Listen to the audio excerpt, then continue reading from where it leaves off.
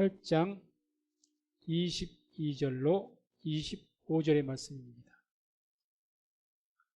누가복음 8장 22절부터 25절까지 말씀을 같이 한 목소리로 합독하겠습니다. 하루는 제자들과 함께 배에 오르사 저희에게 이르시되 호수 저편으로 건너가자 하시매 이에 떠나 행선할 때에 예수께서 잠이 드셨더니 마침 광풍이 호수로 내리침에 배에 물이 가득하게 되어 위태한지라 제자들이 나와 깨워 가로되 주여 주여 우리가 죽겠나이다 한데 예수께서 잠을 깨사 바람과 물결을 꾸짖으시니 이에 그쳐 잔잔하여 지더라. 제자들에게 이르시되 너희 믿음이 어디 있느냐 하시니 저희가 두려워하고 기이 여겨 서로 말하되 저가 누기에 바람과 물을 명함에 순종하는고 하더라. 아멘. 말씀을 중심으로 해서 너희 믿음이 어디 있느냐 이런 제목으로 말씀을 선포하겠습니다. 오늘 말씀의 내용은 우리가 잘 알고 있는 갈릴리 호수에서 풍랑을 만나고 그 가운데서 제자들이 두려워하면서 주님을 깨우는 그런 모습을 묘사하고 있습니다. 그래서 25절에 보면 이런 말씀이 있죠. 제자들에게 이르시되 너희 믿음이 어디 있느냐 하시니 저희가 두려워하고 기이 여겨 서로 말하되 저가 누기에 바람과 물을 명함에 순종하는고 하더라. 우리가 이 말씀을 통해서 주님이 왜 제자들에게 왜 두려워하느냐 이렇게 꾸짖고 그렇게 묻지 않으시고 믿음이 없느냐 어디 있느냐고 물으셨는가. 지금 두려워서 예수님을 이렇게 난폭하게 깨우고 그런 모습을 보였지 않습니까? 그러니까 왜 이렇게 두려워하느냐 이렇게 말씀하실 것 같은데 그렇게 말씀하지 않고 너희의 믿음이 어디 있느냐 이렇게 물어보시는 거죠. 그 이유는 믿음과 두려움과의 어떤 분명한 상관관계가 있기 때문에 그렇게 말씀하신 것일 겁니다. 믿음과 두려움이 어떤 상관관계가 있느냐. 두려움이라는 것은 불신의 열매라고 볼 수가 있습니다. 하나님에 대한 믿음을 잃어버리면 자연스럽게 우리의 삶 속에 뭐가 많이 나타나느냐. 두려움입니다. 공포죠. 믿음이 적어지면 적어질수록 두려움은 커진다. 서로 반비례하는 거죠. 그래서 믿음이 적어지면 두려움은 커지는 것이고 믿음이 커지면 두려움은 작아집니다. 그렇기 때문에 지금 제자들이 아니 주님 우리가 죽어가는 것을 왜 돌아보지 않습니까? 이렇게 원망하면서 주님을 깨웠는데 참 주님도 어이가 없을 거예요. 지금 우리가 죽어가는 왜 돌아보지 않느냐? 아니 주님께서 자신들과 떨어져 있는 것도 아니고 같이 있지 않습니까? 같이 함께 한 배에 한 풍랑 가운데 주님이 자기와 함께 계시지 않습니까? 그런데 왜 우리를 돌아보지 않느냐? 그러니까 그것은 무슨 말이죠? 예수님에 대한 믿음이 그만큼 한순간 사라졌다는 이야기예요. 그러니까 두려움과 공포 속에서 그런 모습을 보이니까 주님께서 너희 믿음이 어디 있느냐? 이렇게 묻고 책망하신 겁니다. 이 너희 믿음이 어디 있느냐 이것을 그 성경 원문에서 직접 이렇게 해서 직역에서 보면 이렇게 됩니다. 너희 그 믿음이 어디 있느냐 이렇게 됩니다. 그 믿음 앞에 한글에는 없는데 성경 원문에는 그라는 정관사가 있어요. 그래서 그 믿음이 어디 있느냐 이렇게 묻죠.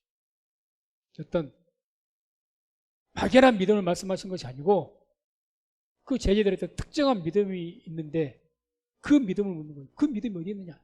예전에 너희가 보여왔던 그 믿음 그럼 그거 다 어디 갔느냐. 그래서 제자들이 그 어떤 믿음을 말씀하시는가. 그 첫 번째 그 제자들의 믿음 어떤 믿음을 말씀하신 거 하면 우리가 성경 보면 모든 것을 버려두고 주를 쫓는 믿음입니다. 모든 것을 버려두고. 이 제자들의 믿음이 대단했어요. 예수님 쫓기 위해서 모든 것을 버려두고 쫓았습니다. 누가복음 5장 11절에도 보면 이 시몬, 요한, 야고보가 그렇게 했죠.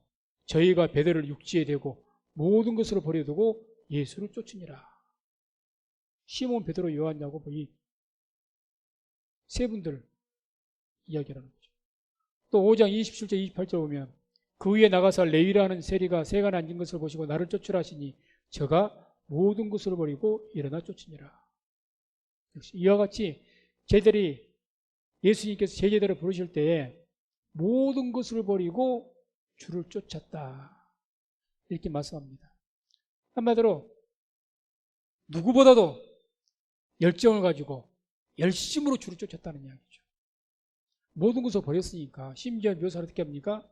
부모와 자식도 버리고 가족을 버리고 그렇게 나오는 거죠. 당시에는 그랬다고 그러죠. 예수님 쫓는 사람들 중에서 항상 예수님 곁에 365일 그냥 24시간 붙어 있었던 그런 풀타임 사역자가 있었고, 또 부분적으로 파트타임 사역자들, 잠깐 왔다가 예수님과 며칠 있다가 또 내려가서 고향에 있다가 또 갔다 오고, 그렇지 않으면 그 지역 가까운 데 지나가면 그때그때 나타나서 따라다니는 사람들, 이런 부류로 나눠졌다고 합니다. 그 중에서 이 제자들은 특별히 항상 주님과 붙어 있었던 사람들이죠. 그러니까 모든 것을 다 버려두고 주를 쫓은 그런 열심을 가졌던 그 제자들입니다. 그런데 그런 열정적인, 어떻게 보면 사람의 열심이라고 볼 수 있겠죠. 어떻게 하나님 예수님께서 은혜를 받고 감동을 받았어요. 그 열정, 그 나름대로 열정 가지고 있던 그런 열정은, 인간의 열정은 온전한 믿음을 갖지 못한다는 것을 볼 수가 있죠. 결국 그런 믿음이 있었어도 결국에는 폭풍으로 인한 두려움도 이기지를 못했으니까. 믿음이 뭔가를, 두려움을 이겨내고 우리의 어떤 뭔가를 해치고 방해하는 것을 이겨낼 수 있는 힘이 있어야 되는데 아무 힘을 발휘하지 못한 겁니다. 그러니까 너희의 그 믿음이 어디 있느냐고 물어보신 거예요. 그 믿음 다 어디 가버렸느냐.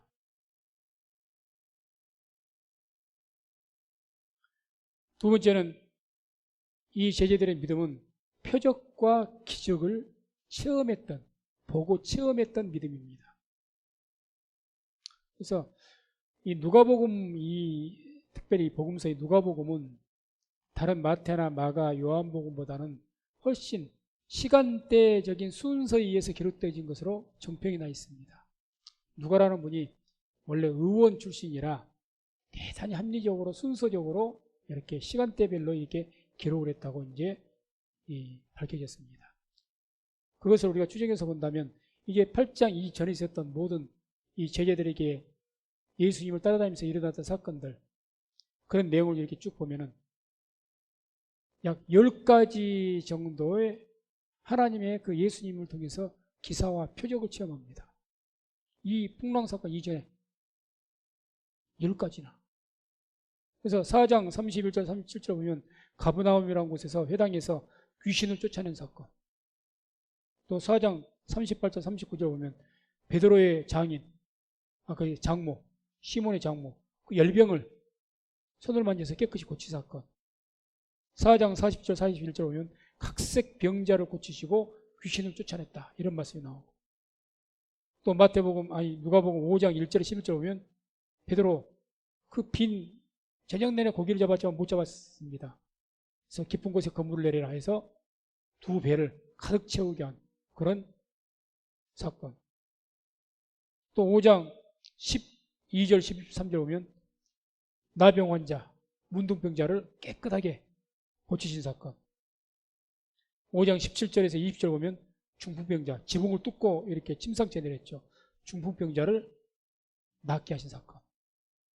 6장 6절에서 11절 보면 손 마른 자, 손이 삐쩍 뼈밖에 안 남은 그런 말이죠. 서로 온전하게 회복시킨 사건. 6장 18절 19절 보면 예수님만 만지면 병이 낫고 귀신이 떠나가는 거예요. 예수님만 만지면. 그런 사건들. 또 7장 2절에 10절 보면 백부장의 종이 다 죽게 되었는데 그 종을 고쳐주신 사건. 마지막으로 10번째는 7장 11절 16절에 쭉 기록되어 있는데 나인성의 과부의 아들 죽었죠. 근데 그 죽은 그 청년을 살려내신 사건. 10가지입니다. 한 가지 한 가지 기적과 이 표적이 일생을 통해서 한번 체험할까 말까 하는 그런 체험들이죠. 그러지 않습니까? 죽은 자가 살아나고 나병 환자가 고침받고 중풍병자가 일어나고 귀신이 떠나가고 일평생 그런 체험을 한 번 하기도 힘들 거예요.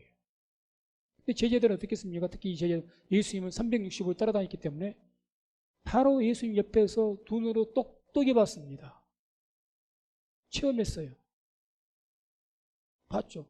예수께서 안수하니까 병이 낫고 명하시니까 죽은 자가 일어나고 귀신이 떠나가고 병자가 낫고 순간순간 그건 막 흥분할 수밖에 없는 그런 기적과 능력들을 눈앞에서 바로 체험한 겁니다. 멀리서 본 것도 아니요, 누구를 통해서 귀로 들은 것도 아닙니다. 직접 본 거죠. 직접.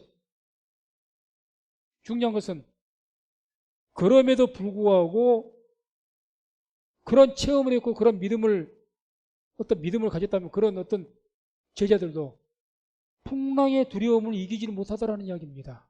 이게 어떻게 된 것인가? 아니, 열심으로 말한다면은 자기 가족도 버리고 재산도 버리고 모든 것을 버리고 자기 인생을 예수님께 맡기면서 올인했던 그런 열성을 가진 그런 열성과 열심, 헌신과 또 주님 따라다니면서 이 세상에서 경험하지 못할 그런 놀라운 능력과 기적들을 순간순간 체험하고 보면서 그런 체험이 있고 그런 열심이 있는데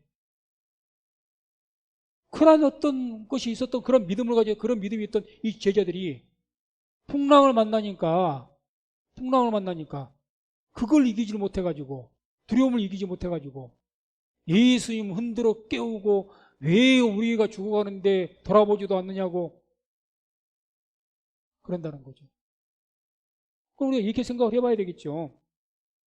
아니, 우리도 지금도 그러지 않습니까? 많은 사람들이 예수님 만난 체험에 대해서 굉장히 중요시 여기고 그냥 누가 하나 뭐 어떤 신비한 체험을 했다면 그 사람이 뭐 대단한 믿음을 가진 것이냐, 그 사람 말에 귀를 기울이고 그 사람의 간증을 들으려고 애를 쓰고 나도 그런 체험비 해봤으면 좋겠다. 나도 안수에서 병이 한번 나아서 봤으면 좋겠다. 내가 기도할 때 병, 귀신이 한번 떠나가는 것을 봤으면 좋겠다. 얼마나 그것을 따르고 중요시 여깁니까? 그런데 결과적으로 보자고요.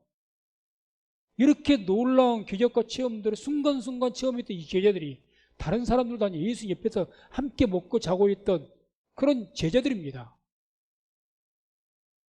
풍랑 하나 만나가지고 두려워서 그걸 이기지 못하고 믿음으로 이기지 못하고 예수님 흔들어 깨우면서 우리가 죽어가는데 뭐하고 계시냐고 그랬다는 이야기죠. 그 반면에 우리가 성경 보면은 뭐 세례 요한도 그렇고 구약 성경의 에스더 같은 약한 여인도 그렇고 그분들이 죽으면 죽으리라 순교적인 신앙을 가졌을 때 무슨 체험을 보고 그렇게 그런 믿음 가졌습니까? 안 그러죠. 예수님께서 죽으시고 부활하셨습니다. 처음 부활한 걸 보여줬을 때는 다른 제자들이 보고 다 봤어요. 근데 도마가 없었잖아요. 도마가. 제자 중에 한 사람이. 그래서 내가 주를 보기 전에 내가 믿지 못하겠다. 두 번째 나타나셔서 보여주셨습니다. 보고 그 구멍난 손가락에 예수님 옆구리 손을 넣어보고 그때서야 내가 주를 믿습니다. 너는 본고로 나를 믿느냐? 나를 보지 못하고 믿는 자들이 더 복되다. 너는 보아서 체험했다고 나를 지금 믿는다고 하느냐? 그 말 무슨 말인 줄 아십니까? 네가 보고 체험한 그 믿음이 얼마나 가겠느냐 그 말입니다. 지금은 네가 나를 봐서 만져보고 네 눈으로 직접 보니까 체험했다고 흥분을 하고 이제는 내가 주님 믿습니다. 다시는 주님 배반하지 않겠습니다. 그러지. 며칠 가봐라. 그 체험이 얼마나 가는가.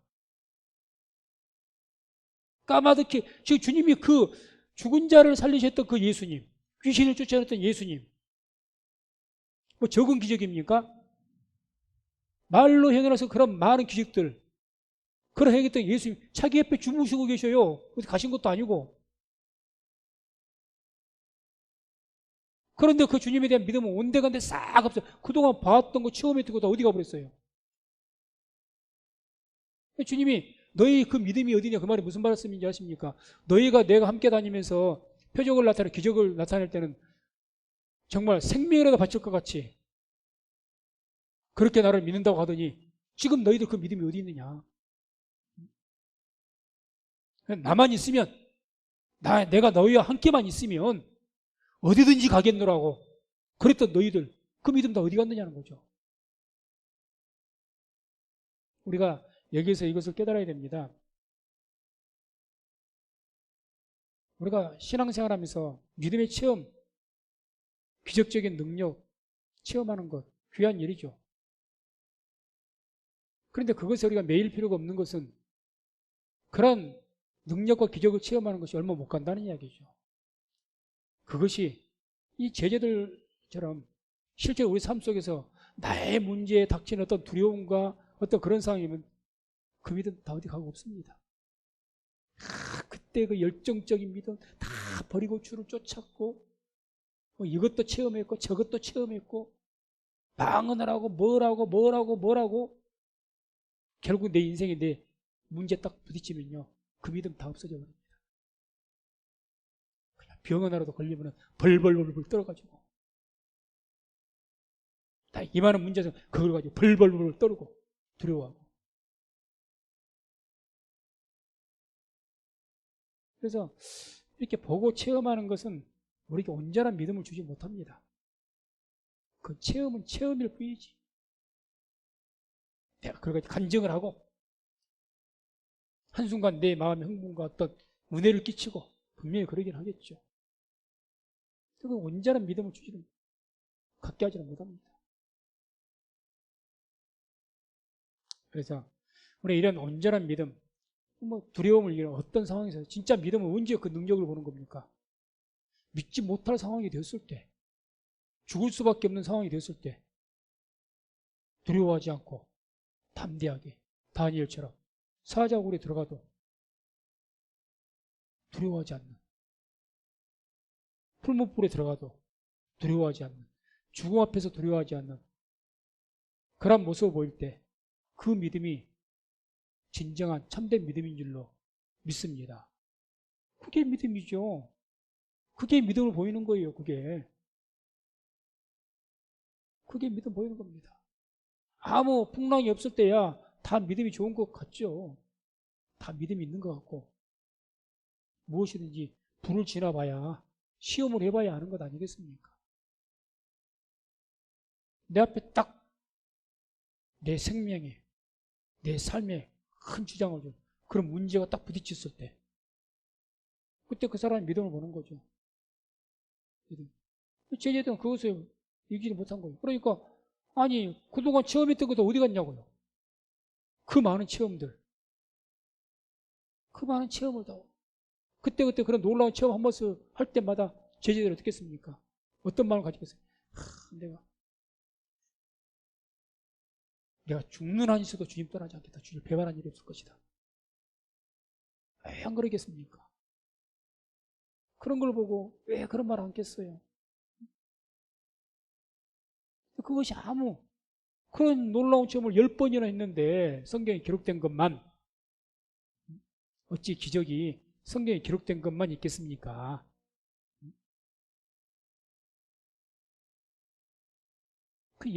그거 10번인데 그 기적 하나하나가 인간으로서는 상상을 초월한 그런 기적들인데 그런 기적을 분명히 보았음에도 정작 풍랑 하나를 이기지를 못하더라? 이게 뭐냐고요. 그러니까 주님께 책망하신 거죠. 너희 믿음 다 어디 갔냐는 거죠.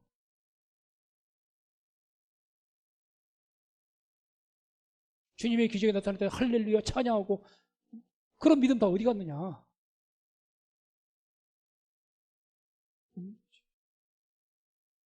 그래서 우리가 이런 온전한 믿음을 갖기 위해서, 두려움 이길 수 있는 이런 온전한 믿음을 갖기 위해서는 우리가 체험으로 의해서 생겨진 그런 갖게 된 믿음보다는 말씀을 통해서 우리에게 주어진 믿음이 온전한 믿음을 우리에게 주시는 줄로 믿습니다. 그래서 요한복음 6장 63절, 너무 우리가 잘 아는 말씀이지만 같이 한번 말씀을 함께 합독해 보겠습니다. 살리는 것은 영이니 육은 무익하니라. 내가 너희에게 이른 말이 영이요 생명이라. 아멘. 살리는 것은 영이니 육은 무익하다. 여기서 육이라는 것을 체험이라고 생각해 봅시다.